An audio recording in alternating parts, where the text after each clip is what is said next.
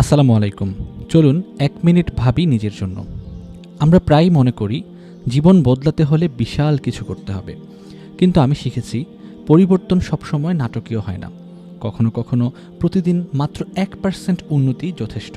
মাত্র ১% ভালো অভ্যাস, ১% বেশি মনোযোগ, ১% বেশি ধৈর্য। ভাবেন তো, আজ যদি একটু আগে ঘুম থেকে ওঠেন, কিছু সময় নিজের জন্য রাখেন, একটু কম ফোনে সময় দেন, এই ছোট ছোট পদক্ষেপ দিন শেষে হয়তো খুব একটা পার্থক্য আনে না, কিন্তু বছর শেষে আপনি নিজেই আপনার আগের নিজেকে চিনতে পারবেন না। এটাই হলো কম্পাউন্ড ইফেক্ট। ছোট ছোট ভালো সিদ্ধান্ত বারবার নেওয়া জীবনের গতিপথই বদলে দিতে পারে। তাই আজ থেকে শুরু করুন প্রতিদিন ১% উন্নতির পথে হাঁটা। বাকিটা সময় নিজেই বলে দেবে।